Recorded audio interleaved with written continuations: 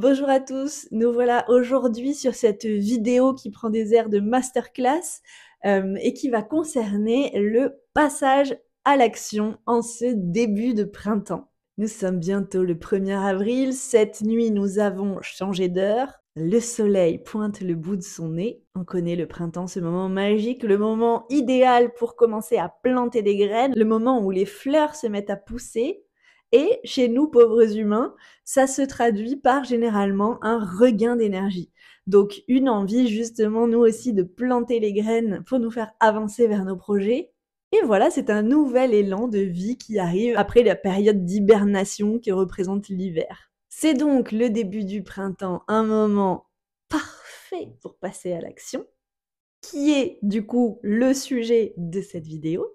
Et peut-être que si toi, tu as du mal à passer à l'action, si tu as des envies, des rêves, des projets, mais que tu n'arrives pas à prendre la décision et que tu n'arrives pas à faire des pas dans la direction de ces projets-là, de ces rêves-là, eh bien cette vidéo est faite pour toi, donc je t'encourage à rester jusqu'à la fin.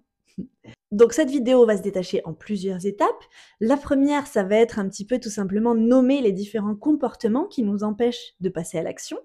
Donc ça va être par exemple la suranalyse, la recherche de perfection, la procrastination, il y en a plusieurs, on va donc les énumérer et expliquer un petit peu ce qui se cache derrière. On va parler aussi du risque de ne pas passer à l'action, puisque souvent on pense que en étant dans l'inaction, eh bien on évite les risques, alors qu'en fait, eh bien rester dans l'inaction, c'est aussi prendre un risque. Par exemple, le risque de passer à côté de sa vie.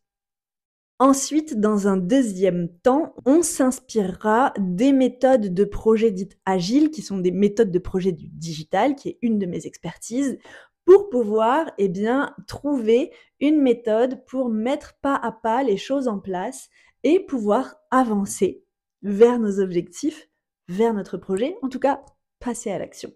On va aussi parler de super techniques telles que la visualisation pour vraiment se donner la motivation, le courage, faire jouer l'émotionnel, et parce que c'est ça vraiment qui fait la différence pour passer le cap et pouvoir se diriger vers nos aspirations, vers ce qui nous épanouit, pour sortir en fait de la peur. Eh bien, il n'y a pas besoin de savoir, il y a besoin de sentir qu'on prend le bon chemin, de sentir que ça vibre. Bref, voilà, on va parler de tout ça. Et puis après, eh bien évidemment, je vous donnerai les petits tips de mise en pratique pour pouvoir commencer à faire le travail de votre côté et puis mettre les choses en place pour enfin passer à l'action. Donc, comme je vous l'ai dit, d'abord, on va énumérer les plus grandes causes de l'inaction, de la peur de passer à l'action. Déjà, dans la plupart des cas, il faut savoir que la majorité du facteur bloquant se situe dans la tête.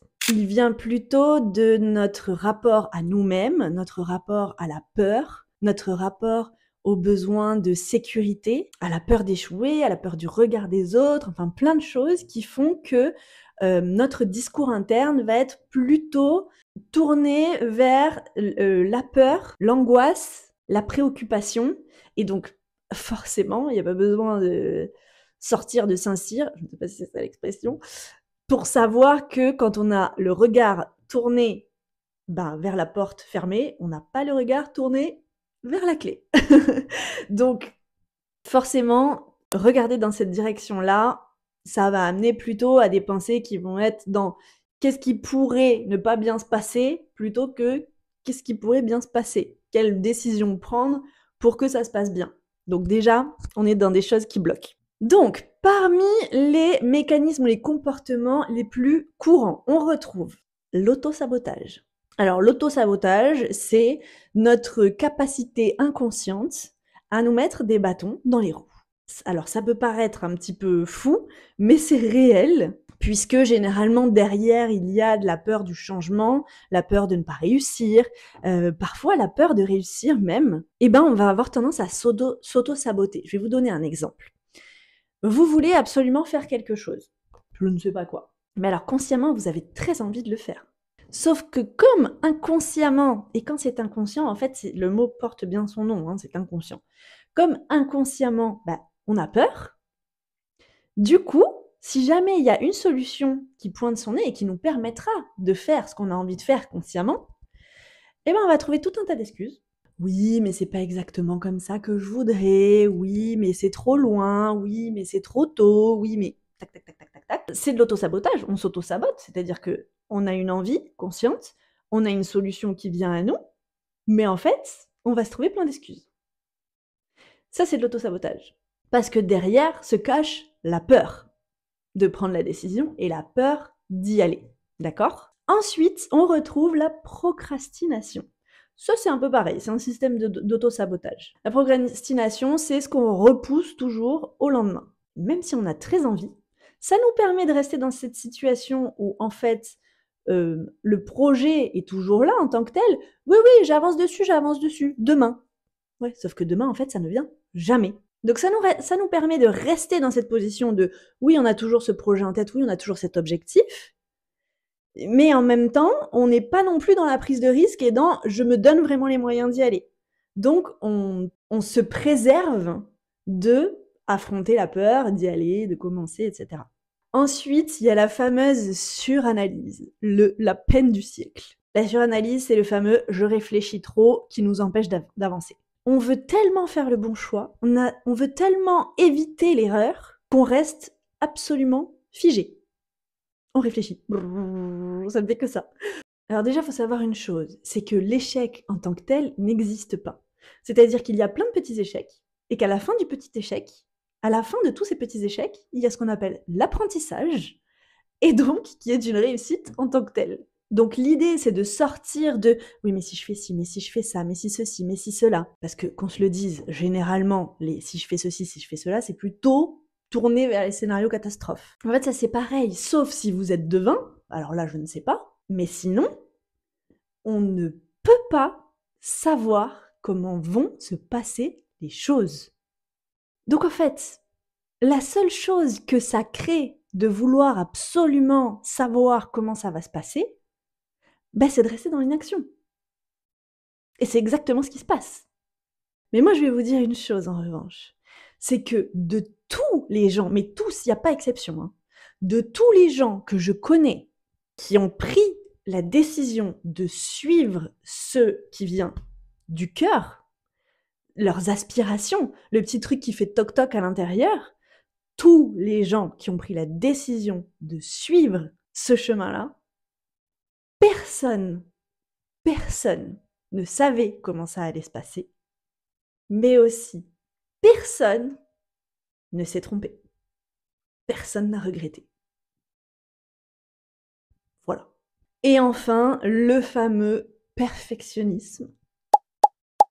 Donc c'est attendre que toutes les planètes soient parfaitement alignées, qui est arrivé il n'y a pas longtemps d'ailleurs. Que faites-vous encore là? Que le timing soit parfaitement idéal. Et quel est le résultat? Eh bien c'est pareil, on n'avance jamais. Et ça c'est pareil en fait, à un moment donné il faut se le mettre dans la tête, il n'y a pas de bon moment.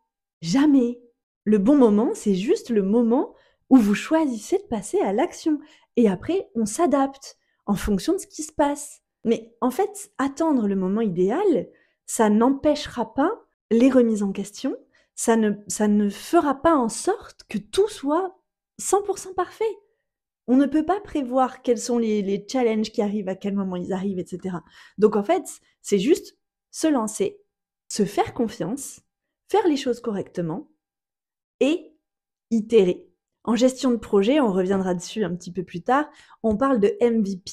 Le MVP, c'est la version minimum dont tu as besoin pour commencer. C'est pas la version parfaite, c'est la version minimum. Donc, au minimum du minimum, j'ai besoin de quoi?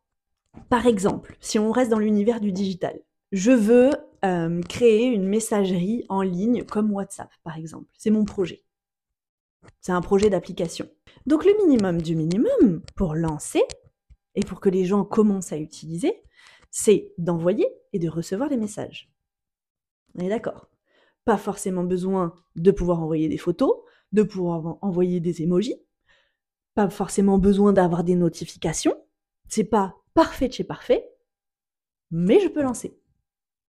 Et petit à petit, poup, poup, poup, poup, poup, poup, on itère, on améliore, on perfectionne. Aussi en fonction de ce qu'on voit, des résultats de ce qu'on met en place. C'est pareil, les téléphones, quand ils se sont lancés sur le marché, eh ben on pouvait juste téléphoner. Bon, maintenant, la quantité de choses qu'on peut faire sur un téléphone, eh ben ils n'ont pas attendu d'en arriver là pour lancer les téléphones. Et heureusement, parce que sinon on n'aurait jamais les téléphones qu'on a aujourd'hui entre les mains. Bah c'est la même chose en fait. Vous êtes le téléphone. Voilà, donc tout ça, ça représente déjà les grands comportements qui empêchent l'action. Donc peut-être que vous vous retrouverez là-dedans. Déjà, le premier travail, c'est d'arriver à prendre conscience un petit peu de comment se mettre en place ces mécanismes-là. Identifier quels sont les vôtres. Et en fait, d'être 100% honnête avec soi-même aussi. Parce que qu'on soit bien d'accord là-dessus, moi, ça ne me changera pas la vie. Je dormirai pareil cette nuit. La personne qui a besoin de passer à l'action, c'est toi. Donc, le meilleur conseil que je puisse te donner, c'est regarde-toi avec discernement et avec le plus de transparence et d'honnêteté possible. Ce qui n'est pas toujours facile, je le conçois. Mais je pense que c'est d'une importance. Comment mesurer cet enjeu? En fait, le passage à l'action, c'est un des éléments fondamentaux de la vie, du changement, et je dirais même plus, de l'évolution. Oui, oui, tout ça. Ce qu'on dit généralement, c'est que la première étape, c'est d'imaginer, donc la pensée, le concept, on va dire. Ensuite, c'est l'expression, c'est-à-dire le formuler, l'assumer, lui donner une intention, une direction. Et ensuite, c'est le passage à l'action. Si ça reste, il y a une phrase qui dit ça, si ça reste à l'état d'imagination, ça reste un rêve. C'est l'action qui fait que ça passe du rêve à la réalité. Sans action, il ne se passe rien. Mais rien du tout, mais nulle part. Hein. C'est-à-dire que la maison de tes rêves, elle est dans ta tête, tu peux en parler à tout le monde, mais si à un moment donné, tu poses pas la première pierre, tu ne passes pas à l'action, bah, elle restera dans ta tête. Donc c'est ça le passage à l'action, c'est créer l'impulsion. Et après, je vous jure, parfois il se passe des choses. Quand on commence à créer du mouvement, parce que c'est ça le passage à l'action aussi, c'est créer du mouvement autour de soi. En parler, c'est des gens qui vont dire « Ah mais attends, mais moi je connais ci, mais moi je connais ça ». Le passage à l'action va créer du mouvement, ça crée des discussions, ça crée des opportunités. C'est là que ça commence à bouger. Donc vraiment, même un tout petit pas, c'est déjà quelque chose. Je vais vous raconter moi l'anecdote de comment je me suis lancée à mon compte en tant que digital nomade. Donc à l'époque, j'avais la direction des équipes marketing et opérations de la régie publicitaire de showroom privé. Et mais moi je rêvais de voyager en fait. Je rêvais de voyager, c'est-à-dire que je n'avais qu'une chose en tête, c'était mes 5 semaines de congé pour pouvoir partir à l'autre bout du monde. Mais j'étais dans l'inaction, j'étais dans le oui mais si, j'avais un appartement à Paris, oui mais mon appartement, enfin on les connaît, hein. Je sais que tu sais que je sais. Et puis un jour, ça m'a pris comme une envie de pisser, je me suis levée de mon bureau, je suis allée voir ma boss et je lui ai dit « Je pars. Je démissionne, je pars voyager. » Et je vous jure que le lendemain ou 2 jours après, j'ai un appel du Bon Coin, qui était la boîte dans laquelle je voulais bosser depuis des années, qui m'appelle pour me dire qu'ils ont vu mon profil, qu'ils ont un poste qui correspond à mon profil et qu'ils sont intéressés pour me rencontrer. J'avais même pas postulé. Et en fait, ça s'est goupillé exactement comme ça pouvait pas être mieux, en fait. Donc, moi, mon départ à moi, ça a été de partir 2 mois de mon préavis que j'avais négocié entre mes 2 postes et de revenir. Mais c'est ce passage à l'action. En fait, si j'étais pas rentrée dans le bureau de ma boss pour lui dire je pars, il ne se serait pas passé ça.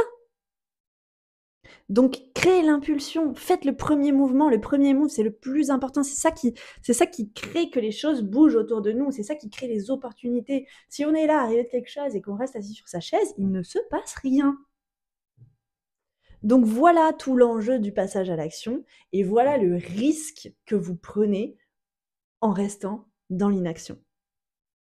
Parce que, en fait, quand vous prenez la décision de rester dans l'inaction, d'essayer de suranalyser, de procrastiner, d'être dans le « j'attends la perfection, j'attends le moment parfait, j'attends le déclic, j'attends que je ne sais qui vienne de je ne sais où pour me sortir de ma situation », vous le faites pour ne pas prendre de risques. Mais le risque que vous prenez en faisant ça, c'est peut-être le pire qui existe. C'est peut-être le pire qui existe. C'est de passer à côté de la vie à laquelle vous aspirez. C'est quand même pas rien. Vous savez ce que c'est les 2 premiers regrets des gens qui sont en fin de vie? C'est: j'aurais aimé avoir le courage de vivre une vie fidèle à moi-même, pas la vie que les autres attendent de moi, et j'aurais aimé ne pas avoir travaillé si dur. C'est terrible quand même. Et ça, c'est vrai, hein, c'est une infirmière en soins palliatifs qui a recueilli les regrets principaux des gens qui étaient en fin de vie. Donc voilà, moi, depuis que je sais ça, ma plus grande peur, c'est de mourir avec des regrets, clairement. Donc c'est ça, le niveau d'importance du truc, quand même. Bref, donc on va passer à la suite sur comment faire pour enfin passer à l'action. Donc, maintenant qu'on a remis les points sur les i, voyons la méthode pour enfin passer à l'action. Donc, comme je l'ai dit un petit peu en introduction, la méthode que je vais vous partager, en tout cas les éléments de la méthode que je vais vous partager, sont inspirés de ce qu'on appelle les méthodes agiles dans la gestion de projet dans le digital. Donc, c'est des méthodes qui permettent, comme je l'ai dit, d'être dans l'itération, dans le passage à l'action et dans on se perfectionne au fil du temps. Mais au moins on passe à l'action. Donc d'abord, le premier point, c'est l'importance de la review. Alors qu'est-ce que c'est la review? Parce qu'il y a plein de mots en anglais dans le digital. La review, c'est un bilan. Alors pourquoi c'est important? D'abord parce que ça permet de créer du rythme dans l'avancement. Vous savez peut-être qu'on a conscience du temps grâce au changement, grâce à l'évolution. C'est tout le concept de relativité. Là, du coup, c'est utiliser à l'inverse le temps pour se rendre compte de l'évolution et du changement. C'est hyper important parce que, en termes de concept, si tu stagnes et que tu n'avances pas, tu as vite fait de laisser passer du temps et de ne pas t'en rendre compte, ou en tout cas de ne pas prendre l'ampleur des dégâts. Donc le concept, c'est d'avoir certains moments où en fait on s'arrête et on regarde, on fait le point.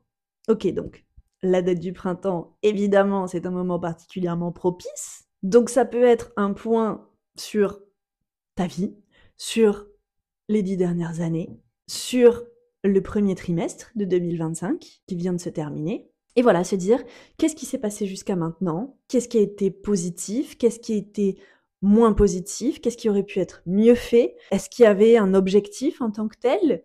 Est-ce qu'on voudrait en poser un maintenant? Qu'est-ce qui a été mis en place pour avancer vers cet objectif? Qu'est-ce qui a été accompli? Et en fait, vraiment pas dans une optique pour se jeter des cailloux, pour se dire « Ah, c'est nul, voilà, j'ai pas avancé, j'ai pas fait ceci, j'ai pas fait cela », mais dans une optique vraiment constructive, c'est-à-dire de se dire « Ok, jusqu'à maintenant, je n'ai pas mis en place de choses pour avancer vers cet objectif. Qu'est-ce que ça m'apprend? Qu'est-ce que ça m'apporte? Dans tout ça, qu'est-ce qui peut me servir pour maintenant aller vers l'avant ?» Donc, ça peut être très bien se dire par rapport à l'inaction, j'ai testé l'inaction jusqu'à présent, visiblement, ça n'a pas porté ses fruits, donc peut-être que maintenant, ça me donne l'apprentissage de « je pourrais faire autrement ». Donc ça, c'est vraiment super important, se caler des moments plus ou moins lointains, ça peut être, je sais pas, tous les mois ou tous les trimestres ou en début et en fin d'année, peu importe, c'est à votre rythme, mais c'est super important pour pouvoir conscientiser le travail qui a été accompli et avoir des apprentissages et justement modifier son comportement ou ses actions pour pouvoir aller de la meilleure manière vers ses objectifs. Ensuite, le deuxième concept, j'en ai déjà un petit peu parlé, c'est ce qui fait l'art des méthodes agiles, qu'on appelle agiles dans le digital. Agile, pourquoi? Justement, pour l'agilité, en fait, un mot normal. C'est-à-dire être agile, quoi, passer de branche en branche, être capable de s'adapter aux situations. Mais ça implique de faire un premier pas. Donc, en fait, qu'est-ce que ça veut dire? Ça veut dire avoir une vision globale qui est parfaitement claire, c'est-à-dire on sait où on veut aller, on sait quel est notre objectif, on sait quelle est notre aspiration. Et ensuite, c'est détacher le chemin pour aller vers là-bas en petits bouts. Donc, par exemple, dans l'optique d'un changement de vie, puisqu'il y a des chances, si vous êtes sur cette vidéo, que ce soit ça votre sujet, eh bien, il va y avoir pour donc le changement de vie, c'est à vous de l'imaginer, hein, c'est votre rêve, c'est vous qui voyez comment vous voulez vivre votre vie et quelles sont les différentes petites parties qui composent le chemin pour aller jusqu'à cette vision-là. D'accord? Donc, bah, par exemple, il peut y avoir, s'il y a besoin d'une reconversion professionnelle, bah, trouver comment j'apprends un métier qui me permette d'accéder à cette vie. Il y a peut-être, s'il y a un besoin de financement, comment je fais pour trouver ces financements. S'il faut se séparer de l'emploi actuel, eh bien, c'est quelles sont les étapes pour terminer, pour clore cet emploi. Et c'est prendre en fait tous ces petits bouts, les formaliser, en prendre conscience, les écrire, les poser sur le papier et se dire quelles sont toutes les petites tâches que je peux faire dans chacune de ces parties pour aller petit à petit vers cette vision que j'ai tout là-bas. Et en fait, on va avancer comme ça, petit pas par petit pas, petites étapes par petites étapes. Donc déjà, ça paraît beaucoup moins vertigineux, incommensurable. C'est-à-dire que se dire, quand on est à un point A, aller directement au point B, bah, c'est compliqué en fait. Quand à un moment donné, on est en CDI depuis 3 ans dans une boîte, dans notre quotidien, dans notre métro, boulot, dodo, se dire, bah, je vais aller dans les Caraïbes, sous les cocotiers, avec une pina colada et mon ordinateur, je peux comprendre qu'il y a une espèce de... C'est même pas un fossé, c'est l'Atlantique. Par contre, avoir conscience que pour passer de ce point-là à ce point-là, eh ben, il y a toute une case déjà, clore la situation actuelle. Donc, à poser sa démission, voir quel type de stop on peut mettre à ce genre de contrat, savoir qu'il y a toute une partie peut-être formation à un nouveau métier, donc travailler sur ce sujet-là, peut-être déjà un plan d'itinéraire si vous voulez bouger dans le monde entier, ou même tout simplement si vous voulez rester en Europe. Qu'est-ce que ça veut dire rester en Europe? Est-ce que ça veut dire se faire des week-ends un peu plus longs de temps en temps? Voilà, avoir une idée un petit peu de tout ça. Et ben ça facilite, ça paraît plus accessible en fait, parce qu'il y a plein de petits bouts sur lesquels on peut déjà faire des petites actions. Et en fait, ces petites actions, bah forcément, c'est ça qui va créer du mouvement. Et c'est ça qui va créer que vous allez vous adapter petit à petit. C'est-à-dire qu'il n'y a pas tout d'un coup, on passe de la situation à la situation A à la situation B. Et si on a mal fait au milieu, ben on est obligé de tout recommencer ou c'est branle-bas le combat. L'apprendre par petits bouts, et ben chaque petit bout est optimisable. Et petit à petit, vous allez arriver de la bonne manière avec beaucoup moins de risques jusqu'à votre version finale et idéale. C'est vraiment ça, c'est vraiment des méthodologies de gestion de projet agiles qui sont les plus à la pointe aujourd'hui dans le digital et dans l'innovation. C'est-à-dire que, par exemple, on veut livrer à un client ou même à nous-mêmes un site internet. Et ben, au lieu de se dire on part de rien et on arrive au site internet, ben, on va se dire ok, le site internet, il est composé de la page d'atterrissage, il est composé d'une page de contact, il est composé d'une page notre histoire, etc. Et en fait, ça, on va le détacher en plein de petits bouts et on va se dire, dans un premier temps, quelle est la version minimum? De quoi on a besoin au minimum pour lancer le site? Ok, on a besoin juste de la première page. Et ben, on va travailler sur la première page, petit bout par petit bout. Et dès qu'on a la version minimum, paf, on la livre, on la met en ligne, et on verra à ce moment-là, en fonction des réactions des gens, en fonction de ce qu'on peut avoir comme information avec les indicateurs qu'on a à disposition, comment on fait pour optimiser cette page?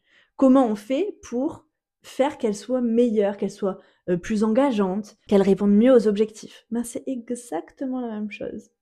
Vous êtes le site internet. Donc vous l'avez compris, avoir une vision claire, globale, détacher cette vision claire, globale en plein de petites parties et définissez de quoi vous avez besoin au minimum et commencez à avancer dans ce sens-là. Il n'est pas du tout question d'avoir une version parfaite dans un premier temps, il est question d'avoir un point de départ. C'est là que ça va créer du mouvement, c'est là que ça va créer de l'impulsion et c'est vraiment commencer qui va créer l'élan nécessaire. Dans tout ça, j'ai parlé de quelque chose qui est aussi très important, c'est la vision globale. Ça, c'est extrêmement puissant.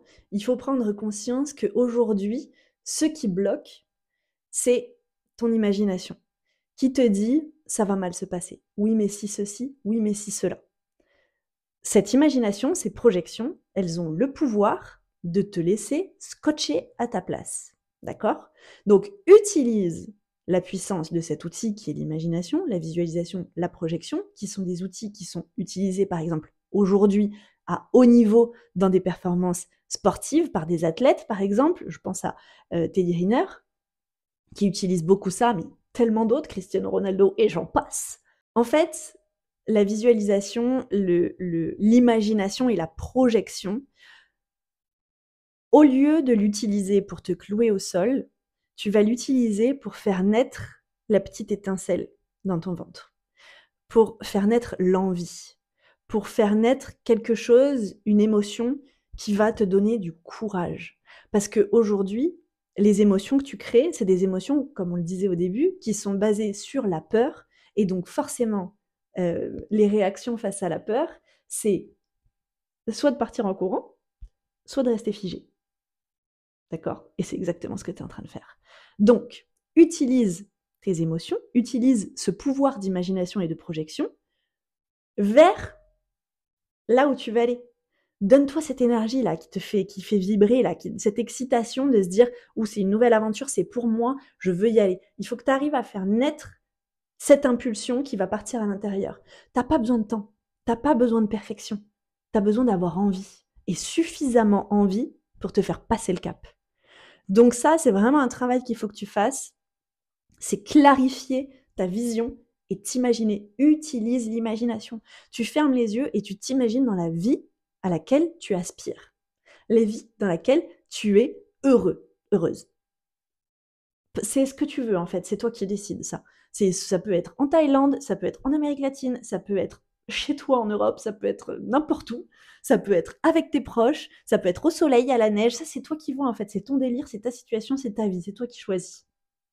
Pour une fois dans la vie, on te dit, tu peux choisir ce que tu veux, alors profite.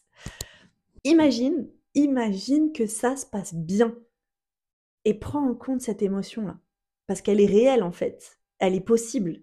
C'est à toi de prendre la décision. Et réussir à projeter dans ce sens-là, c'est ça qui va faire naître en toi la capacité à dire c'est bon, j'en ai marre, j'y vais. En fait, il faut avoir conscience que il n'y a personne qui va venir te sortir de ta situation si tu ne le fais pas toi-même. Personne, ça n'existe pas. Pas de certitude, pas de perfection, il n'y a rien qui va venir te sortir de là. La seule personne qui est capable de te sortir de cette situation, c'est toi-même quand tu en auras marre et quand tu te seras donné les moyens d'en sortir. Il faut vraiment prendre conscience de ça, c'est très important. Donc fais cet exercice à tes heures perdues, dans le métro ou quand tu veux. Tu fermes les yeux, tu t'imagines dans la situation, dans la vie à laquelle tu aspires et que tu aimerais vivre. Fais ça. Et ensuite, tu peux faire quelque chose d'autre encore plus puissant. C'est de t'imaginer dans la situation dans laquelle tu es aujourd'hui, d'ici 6 mois, 1 an, 2 ans. Et tu compares comment tu te sens. Voilà, je te laisse faire ce travail. Franchement, tu as tous les éléments en toi pour maintenant pouvoir passer à l'action. J'espère vraiment que cette vidéo, cette masterclass t'aura plu et t'aura donné des éléments de réponse pour pouvoir t'aider à accomplir ce à quoi tu aspires. C'est vraiment tout ce que je te souhaite, vraiment. En tout cas, c'est vraiment la mission que nous, on s'est donnée avec Gwen sur WOA, c'est de pouvoir accompagner les gens, en fait, vers leur réussite, et pas forcément leur réussite professionnelle, mais plutôt la réussite de leur vie, le fait d'être épanoui, de pouvoir être capable de mettre dans son environnement ce qui nous plaît, et ce qui nous donne du plaisir et du bonheur, et ce qui remplit le cœur. Voilà, c'est tout ce que je te souhaite en tout cas. N'hésite surtout pas, si tu as la moindre question, à revenir vers nous. Et puis, je te souhaite le meilleur, et je te dis à très bientôt.